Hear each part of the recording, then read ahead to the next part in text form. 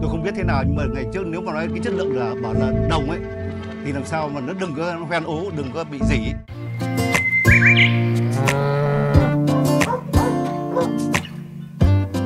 Qua một lần giới thiệu trên tivi tôi cũng thấy cái giới thiệu thì cũng rất nét đấy. Dạ. Tôi thấy ưng, xong rồi tôi mới hỏi điện thoại thì thấy là giới thiệu ở Nam Định, thì mà mình người Nam Định thì chắc là cũng dễ tiếp xúc. Dạ, dạ vâng. Qua cái giới thiệu đấy thì tôi cũng mạnh dạn mua. Thì đến giờ thì tôi cảm thấy là cũng ưng.